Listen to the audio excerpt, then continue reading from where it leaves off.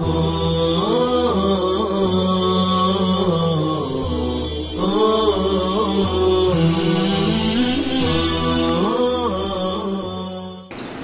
اللہ الرحمن الرحیم نحمد و نصلی علی رسول الکریم اما بعد۔ عزیز طلبہ کرام اور ناظرین حضرات، السلام علیکم ورحمۃ اللہ وبرکاتہ۔ گزشتہ اسباق میں ہم نے پڑھا تھا کہ مرکب مفید، مرکب تام اور جملہ یہ کیسا ہوتا ہے اور کیا چیز مل کر بنتے ہیں، اور اس کے اندر دو چیزیں بہت اہم ہوتی ہیں، ایک ہوتا ہے مسند اور ایک ہوتا ہے مسند الیہ۔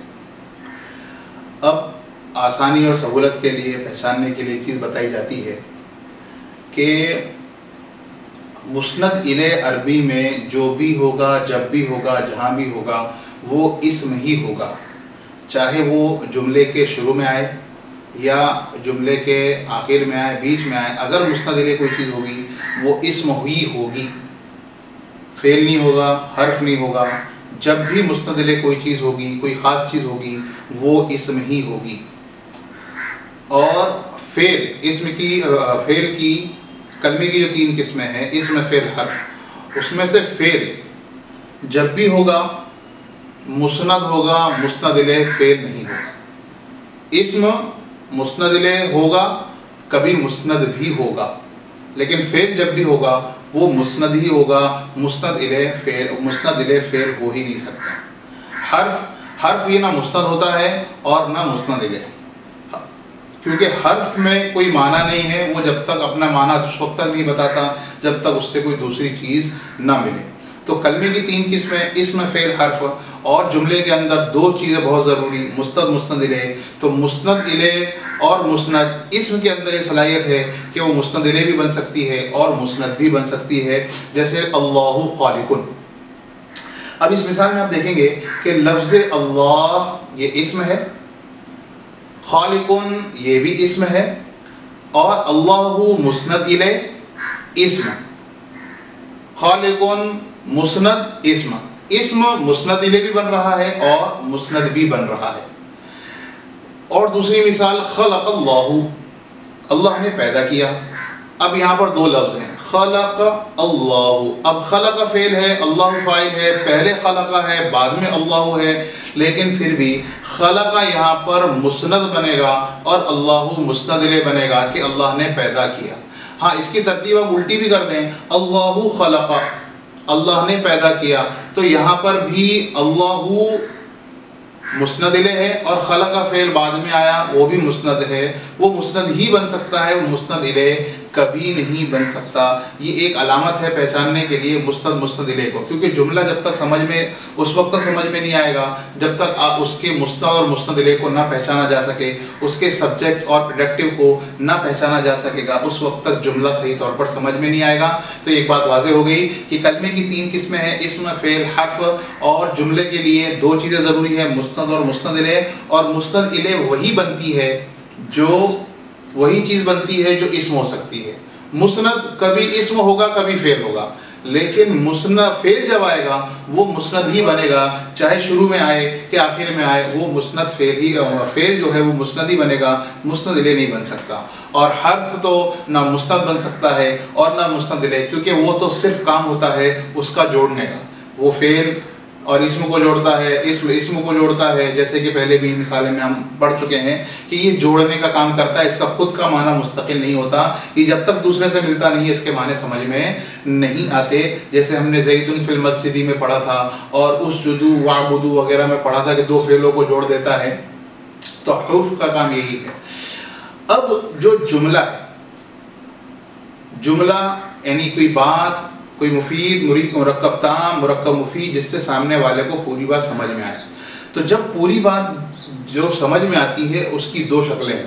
ایک شکل تو یہ ہے کہ جب کوئی بات بولی جائے تو بولنے کے بعد سامنے والا مخاطب کو، سننے والے کو سمجھ میں آئے کہ یہ سامنے والا کیا بول رہا ہے، کوئی کسی بات کی خبر دے رہا ہے جو ماضی میں ہو چکی ہے یا حال میں ہو رہی ہے یا مستقبل میں ہونے والی ہے، اس کی خبر دے رہا ہے۔ ایسے جملے کو کہا جاتا ہے جملہ خبریہ۔ اور ایسی چیز اور ایسی چیز جس میں کسی بات بولنے کے بعد سمجھ میں بھی آئے لیکن سامنے والے سے مطالبہ کیا جائے کہ یہ چیز آپ کر لو، یہ چیز آپ مت کرو، یہ چیز ایسی ہو جانا چاہیے تھی، یہ چیز اگر جس میں پائی جائے تو اسے جملہ انشائیہ کہتے ہیں۔ اور اس کی تعریف بھی ہے کہ جملہ خبریہ ایسے جملے کو کہتے ہیں جس کے کہنے والے کو سچا یا جھوٹا بولا جا سکے، اور یہ تب ہوگا جب کوئی خبر دی جائے گی۔ جیسے آج بارش ہوئی، اب یہ جملہ کہا آج بارش ہوئی، تو ہو سکتا ہے کوئی کہے کہ یہ بات سچی ہے، ہو سکتا ہے کوئی کہے یہ بات جھوٹی ہے کہ بارش ہی نہیں ہوئی، تو یہ اس کو جملہ خبریہ کہیں گے۔ کسی نے آپ سے کہا کہ آپ پانی لائیے، اب آپ اس کو پانی لانے کا عمل کریں گے یا پانی نہیں لانے کا عمل کریں گے، لیکن آپ اس کو یہ نہیں بولیں گے آپ تو جھوٹی باتیں کر رہے ہو، آپ نے جو کہا وہ جھوٹ ہے، آپ نے جو کہا وہ سچ ہے، کیونکہ اس انشاء میں کسی چیز کی بات کی آپ طلب کر رہے ہیں، اس میں اس بات کو نہیں لگایا جا سکتا کہ آپ یہ سچ ہے یا یہ جھوٹ ہے۔ تو اس کی تعریف اسی طرح کی جاتی ہے۔ جملہ خبریہ وہ جملہ ہوتا ہے جس کے کہنے والے کو سچا یا جھوٹا کہا جا سکے، اور جملہ انشائیہ کہتے ہیں ایسے جملے کو جس کے کہنے والے کو سچا جھوٹا نہ کہا جا سکے۔ تو آئیے آج کا سبق ہم پڑھتے ہیں، سبق نمبر 11۔ کلمے کی 3 قسموں میں سے صرف اسم مسند ہوتا ہے مسند الیہ۔ کلمے کی 3 قسموں میں سے صرف اسم مسند بھی بنتا ہے اور مسند الیہ بھی۔ جیسے اللہ خالق میں اللہ میں مسند اور مسند الیہ دونوں ہی اسم ہیں۔ فعل صرف مسند الیہ مسند ہوتا ہے، مسند الیہ نہیں ہوتا، چاہے شروع میں آئے یا آخر میں، جیسے اللہ خلق یا خلق اللہ۔